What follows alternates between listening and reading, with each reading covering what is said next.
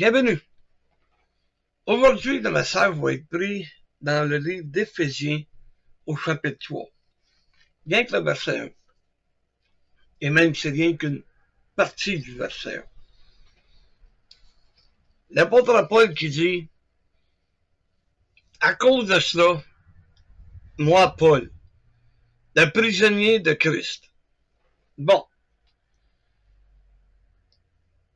L'apôtre Paul se dit prisonnier de Christ. Il a voulu faire une comparaison avec le fait que lui-même a été prisonnier. Il sait c'est quoi une prison. Il a été jeté en prison quelques fois. Et les cachots à cette époque, les prisons, c'était pas des prisons modernes qu'on a aujourd'hui. Il y avait les fers aux pieds.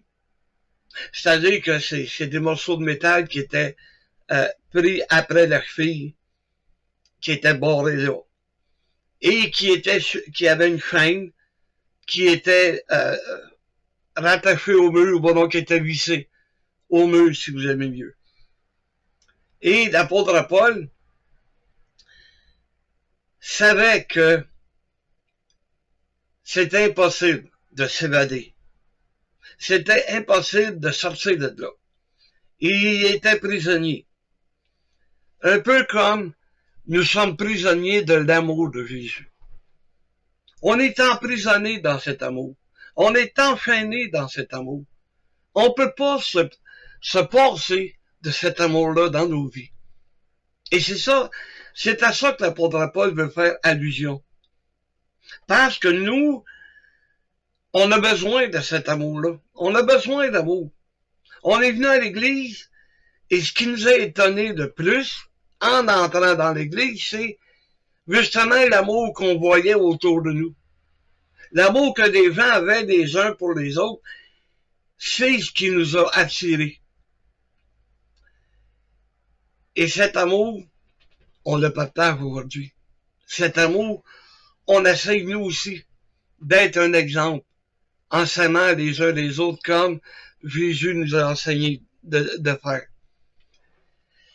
Et aujourd'hui, on va voir que cette cellule, ou cette prison, appelez-le comme que vous voulez, il y a des barreaux qui nous empêchent justement de sortir, qui fait qu'on doit rester dans cette prison. On doit rester prisonnier de Jésus, prisonnier de Christ, c'est-à-dire Christ qui veut dire sauveur, prisonnier de notre sauveur, prisonnier de cet amour qui nous entoure. On est attaché, là. On ne peut pas s'en sortir. Et on va voir, c'est un peu comme un exemple que j'ai pris, les différents barreaux qu'il y a à cette prison pour nous maintenir dans l'amour de Dieu. Et on commence avec la compréhension. Et si on se réfère au livre d'Hébreux, au 4e chapitre, de verset 15, c'est un des barreaux, puis parmi les plus importants aussi. Verset 15. Car nous n'avons pas un souverain sacrificateur qui ne puisse compatir à nos faiblesses. Au contraire, il a été tenté comme nous en toutes choses, sans commettre de péché. On parle de Jésus, qui est devenu notre souverain sacrificateur, celui qui a offert son propre sacrifice pour que nous soyons sauvés. Il a compassion de nous. Il peut pas nous comprendre, parce qu'il a été tenté en toutes choses, mais lui a jamais péché. En toutes choses qu'il a été tenté. Le diable a essayé de le faire tomber. Mais Jésus peut nous comprendre dans nos faiblesses. Et il a compassion de nous à cause de cela. Parce qu'il sait comment c'est dur. Il sait comment c'est difficile de résister au péché. Parce qu'il connaît le diable et il sait comment est-ce que le diable est puissant. Il y a un pouvoir de persuasion qui est grand. Et on doit se méfier. Donc, il continue au verset 16, il dit, approchons-nous donc avec assurance du trône de la grâce, afin d'obtenir miséricorde et de trouver grâce pour être secouru dans nos besoins. Il nous comprend. Et l'écrivain d'Hébreux dit, approchez-vous avec assurance. Ayez pas peur de vous approcher. Parce que la grâce est toujours là, puis elle travaille toujours pour nous. La grâce est là pour... On a été pardonné, lavé. On a obtenu miséricorde. Parce qu'on a un sacrificateur. On a un sauveur qui est capable de nous comprendre. Et nous aussi, on devrait se servir de ce barreau pour apprendre, nous aussi, à être miséricordieux. Nous aussi, à comprendre les faiblesses de nos frères et de nos sœurs. Reconnaître que nous sommes faibles et que sans Jésus, on ne passera pas à travers. Fait que si j'accepte ça, ben je devrais accepter que mon frère aussi est faible et qu'il a besoin d'aide. Au lieu de le condamner, ben que j'aie de la miséricorde envers lui. Ça, c'est un des barreaux. Ensuite de ça, ben, le barreau, il va un peu avec la compréhension. On parle de la compassion. Et ça, c'est dans 1 Pierre 3, le verset 8, qu'on va voir la compassion. Qu'on nous conseille d'avoir de la compassion. Pas de la pitié. Non. La pitié, là, c'est... Tu te sens obligé de faire quelque chose. Tandis que la compassion vient de ton cœur. Elle vient naturellement. Si tu as l'amour du Seigneur dans ta vie, ben tu vas être compatissant toi aussi. Et c'est pour ça que dans 1 Pierre 3, le verset 8, enfin, soyez tous animés des mêmes pensées, des mêmes sentiments, pleins d'amour fraternel, de compassion et d'humilité. L'apôtre Pierre nous encourage à avoir les mêmes pensées. Les mêmes pensées, c'est qu'on soit capable de travailler ensemble pour aller vers le monde perdu, pour leur apporter justement la compassion du Seigneur, l'amour du Seigneur. Donc, ayons les mêmes pensées, tu sais, les mêmes sentiments. L'amour. Tu sais, on vient toujours là, l'amour. Qu'on ait les mêmes sentiments les uns envers les autres. J'aime mon frère, j'aime ma sœur, et je veux partager avec eux autres l'amour que le Seigneur m'a donné, comme il leur a donné à eux autres aussi.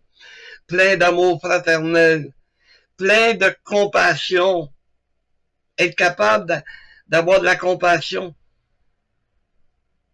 avoir le pardon facile. Oui. Il y en a bien qui disent, moi, j'ai pas le pardon facile. Ben, tu devrais peut-être commencer à demander à Dieu de t'aider, afin que tu puisses posséder la compassion pour être capable d'aider, justement, ceux qui sont faibles autour de toi. Soyez remplis, animés, remplis d'humilité.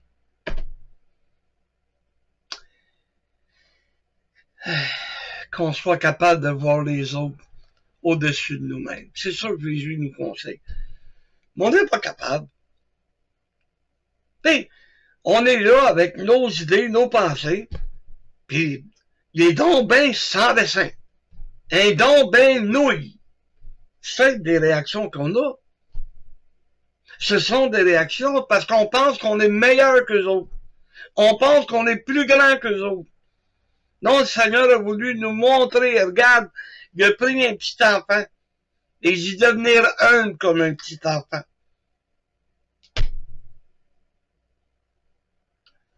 C'est pas grand un petit enfant. C'est facile d'être plus fort qu'un petit enfant.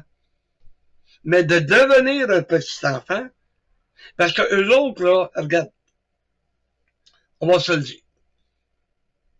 Ils vont chicaner demain. Demain, ils vont chicaner, là, ils veulent plus rien savoir, c'est plus mon ami, puis gna gna gna, puis gna gna gna, puis gna gna gna. La journée d'après, il est retourné vers son ami, puis il continue à jouer avec. C'est ça l'humilité d'un enfant.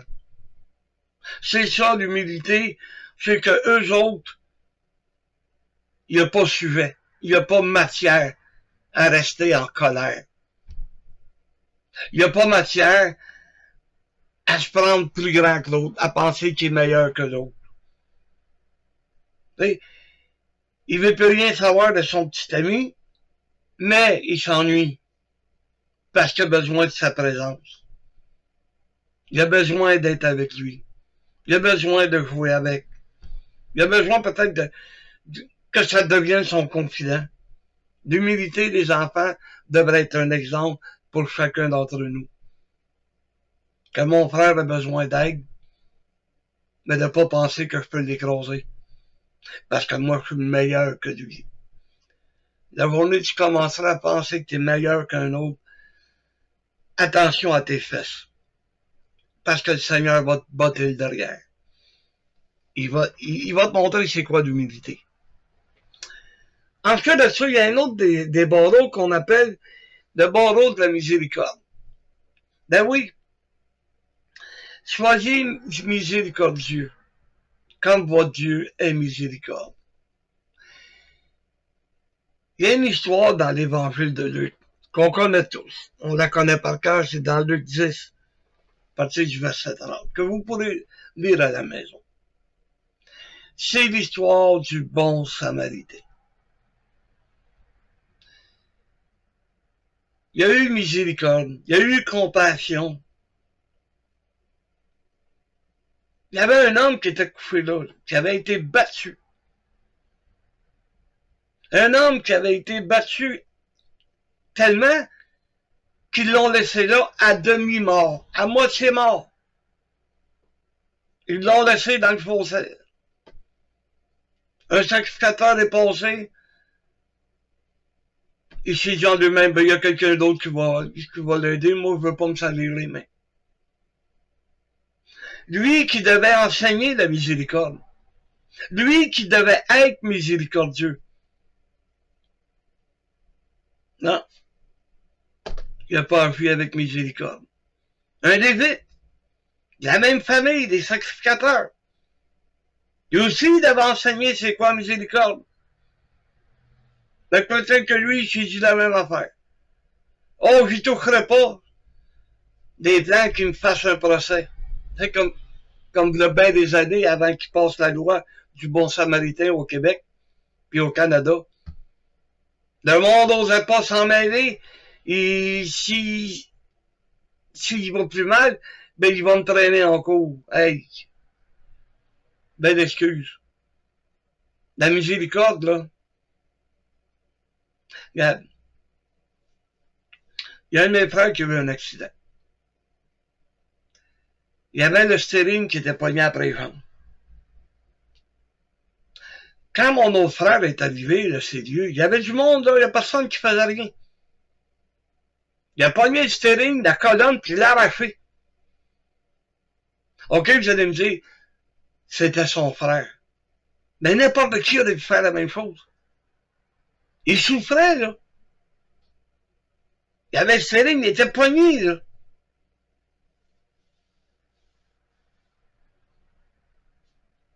Imaginez-vous si, au lieu que ça soit juste le steering, s'il y avait eu quelque chose, il y avait eu le côté de la porte qui serait venu écraser ses poumons, puis que les ambulanciers arrivent trop tard, qui meurent là. Terrible.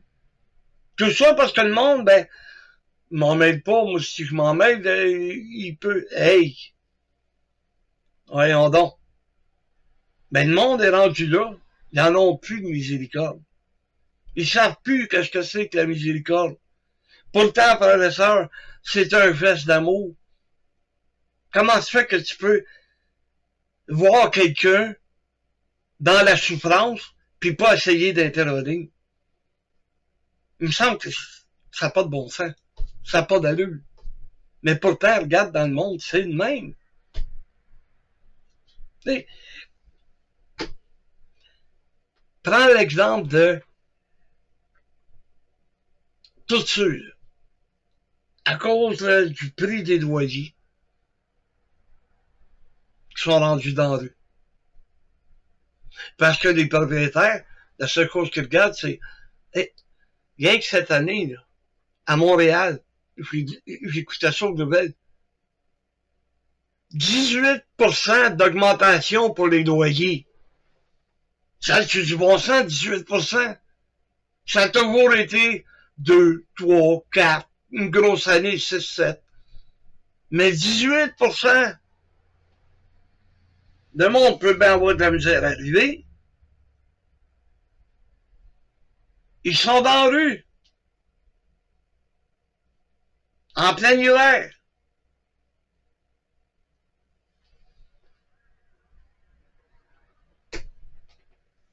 Il n'y a personne qui a compassion d'eux autres. Il n'y a personne qui va dire, ben là, écoute bien, là, on va baisser le prix des loyers. Pas d'allure d'avoir le monde de même. Hey, on est-tu rendu en Afrique, en Éthiopie, que le monde va crever de faim à l'heure? Parce que c'est plus du monde ordinaire là, qui avait des logements. Là. Il y avait des logements. C'est vrai que c'est dans le but de faire de l'argent. Mais pas à ce point-là. Pas au point où que tu vas laisser le monde crever. Jusqu'à la miséricorde. Comment qu'il y en a qui sont dans les rues de Montréal? Puis rien qu'à Montréal. À Joliette, partout à travers la province. C'est rendu que tu as des itinérants. T'sais, ils te demandent des sous pour être capable d'aller prendre un café. C'est pas rien que de prendre un café, là. C'est le temps qu'ils peuvent être là, mais ils sont dans la chaleur. Tu sais, je l'ai vécu il n'y a pas si longtemps que ça. J'étais à Joliette, on est arrêté au McDonald's, puis il y en avait justement un itinérant qui était là. Je te dis qu'il étirait son hamburger, sa frite, puis son café. On a eu le temps de... il était déjà là, en train de manger quand on est arrivé. On est reparti, il était encore là. Tu sais, de temps en temps, ben, ils mettent un chandail. Oups, il essayait d'étirer le temps. Parce qu'il était bien dans la chaleur, là. Il sait que le mec est fini complètement, qu'il va falloir qu'il s'en aille dehors, au froid.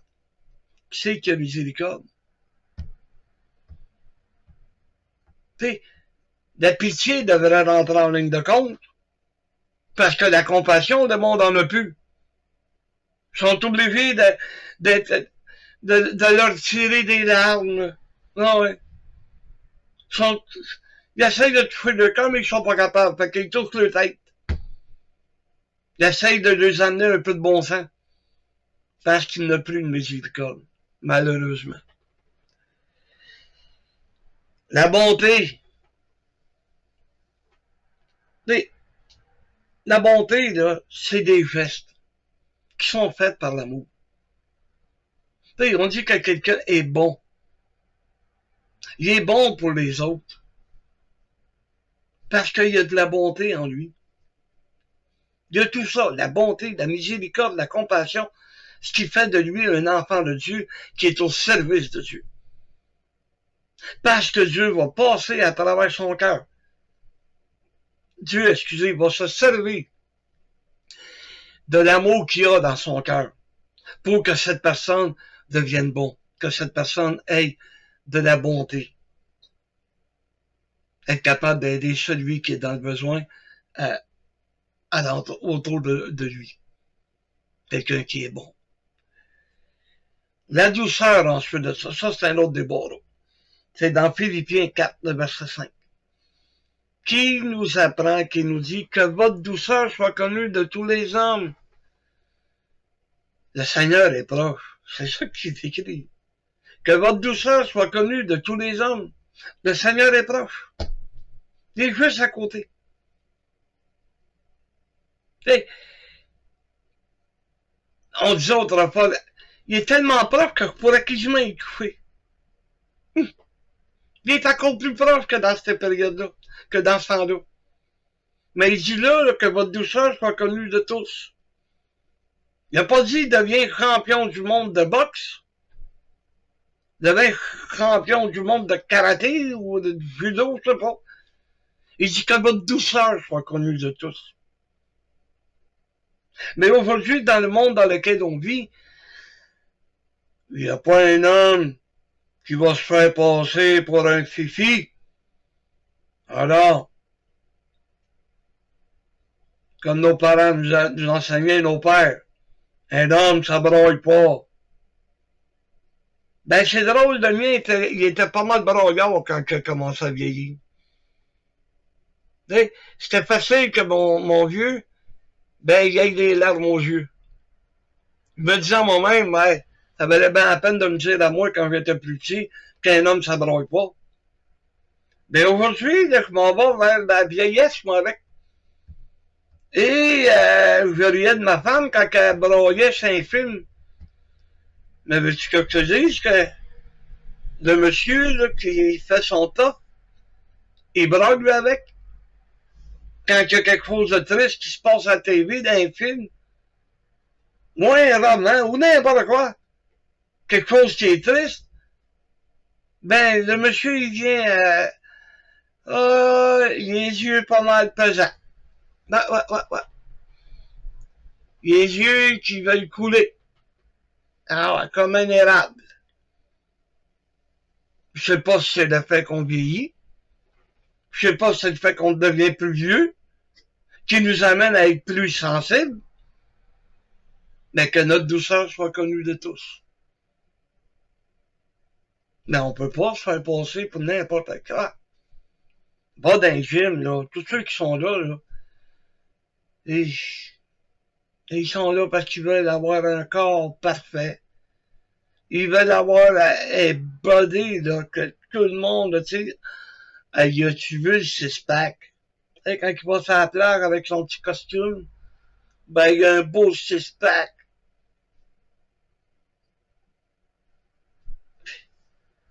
Moi, j'aime mieux qu'un six-pack. Je suis marié. Mais pas besoin d'impressionner qui que ce soit. J'ai juste à faire plaisir à ma femme. C'est mieux qu'un six-pack. Beaucoup mieux qu'un six-pack. C'est beaucoup mieux que des bras gros de même.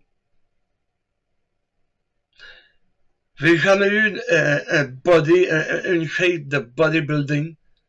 Pourtant, j'ai gagné ma vie pareil comme les autres. J'ai eu des enfants. J'ai aimé ma femme. Je continue de l'aimer. J'aime mes enfants. C'est bien mieux qu'un six-pack. Le six-pack parce que tu veux impressionner la fille qui est sur la plage. Tu veux peut-être faire une chose avec elle, c'est l'amener dans ton lit. Après ça, qu'est-ce qui arrive? Tu tombes tout seul pareil. Ben, tu continues à t'entraîner pour être capable d'empoigner un autre, puis un autre, puis un autre. Mais si tu te ramasses à la fin de ta vie, t'es tout seul. Oh, que la vie est belle, hein? Ils vont te parquer dans un CHSLD, quelque chose de même. Tu vas être tout seul, complètement tout seul. Oh, que la vie est belle, hein? Ben, moi, je suis malade. Ma femme est malade. Mais on est encore ensemble. C'est bien mieux que le six-pack. Bien mieux que le bodybuilding. Je peux me consoler. Elle peut me consoler. Je peux la consoler. On s'encourage l'un et l'autre. On est heureux. Eh oui. Mais pas de six-pack. Non, aucun. Ensuite, la douceur. Il y en a encore un autre barreau là, que je veux vous faire connaître. Ah! Jean 14. À partir du verset 27. On va parler de ce que le consolateur. partir du verset 26, excusez. Jean 14, 26. Mais le Consolateur, l'Esprit Saint que le Père enverra en mon nom, vous enseignera toutes choses et vous rappellera tout ce que je vous ai dit. Ça, c'est un point. On est béni. Vous n'avez pas besoin de m'acheter toutes sortes de livres. Non. J'ai juste besoin du Saint-Esprit. D'ouvrir ma Bible.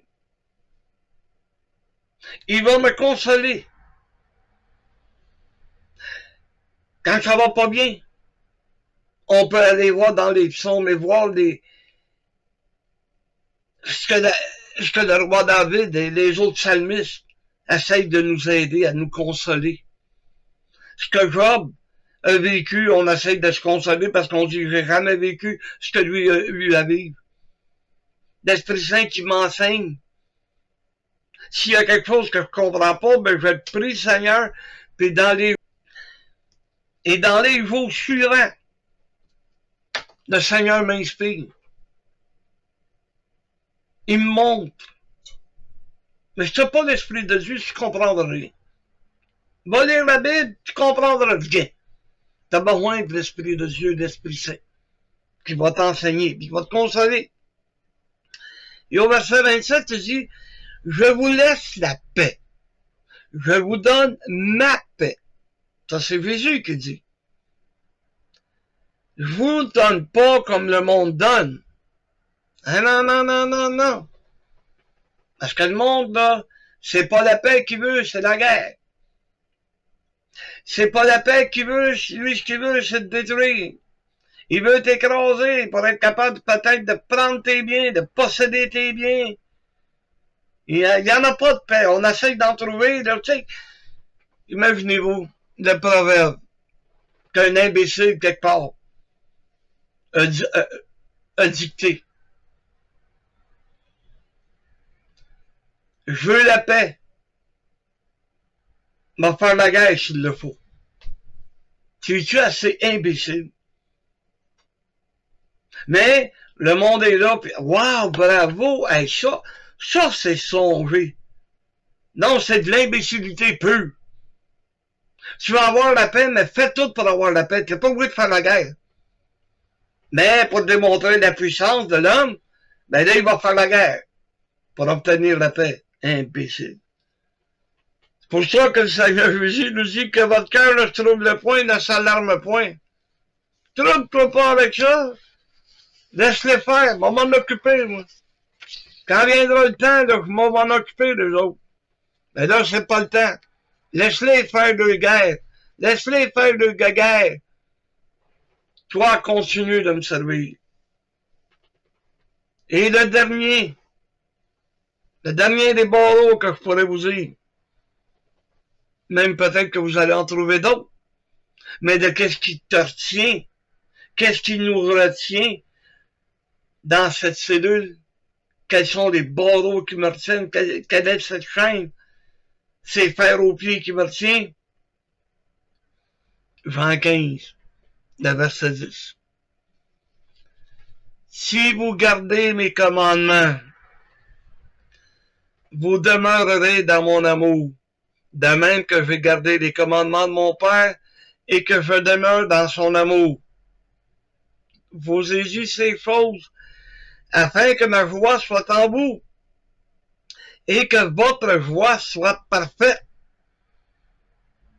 C'est ici mon commandement, aimez-vous les uns des autres comme vous aimez. Il n'y a pas de plus grand amour que de donner sa vie pour ses amis. Vous êtes mes amis si vous faites ce que je vous commande. J'ai une question pour toi. Moi, est-ce que Jésus est ton ami? Est-ce que toi, t'es l'ami de Jésus? Il y a une seule façon d'être l'ami du Seigneur. C'est de croire à son sacrifice. C'est de croire qu'il a donné sa vie pour toi. C'est de reconnaître que Dieu l'a ressuscité des morts. Et c'est de le confesser de ta bouche. C'est d'avouer, oui, j'ai besoin de Jésus. J'ai besoin de son sacrifice. J'accepte ce qu'il a fait pour moi à la croix. Et ensuite, garde les commandements. Et les commandements, on les connaît. Aimer ton Dieu de tout ton cœur, toute ton âme, toute ta pensée, toute ta force. Et le deuxième, aimez-vous les uns les autres. C'est les deux seuls commandements qui restent. De ces deux commandements dépendent toute la loi et tous les prophètes. Fait que, voyez-vous pourquoi je suis prisonnier de Christ? Prisonnier de ce sauveur qui m'a tellement aimé. Est-ce que toi aussi tu vas être prisonnier? Tu sais,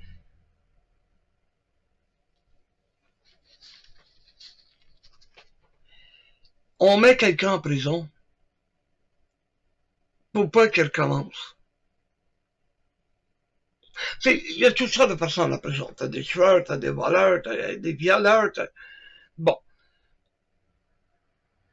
On les enferme parce qu'on veut pas qu'ils fassent le mal.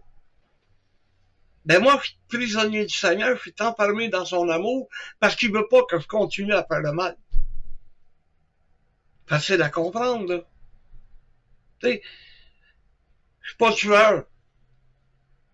Mais pourtant, si j'aime pas mon frère, comment je peux dire que j'aime Dieu? C'est ça que l'apôtre Jean nous enseigne. J'ai été meurtrier parce que j'ai haï des gens. J'ai haï des hommes. Je les ai détestés. Parce que j'ai pas été vers eux autres pour les sauver. J'ai été un voleur.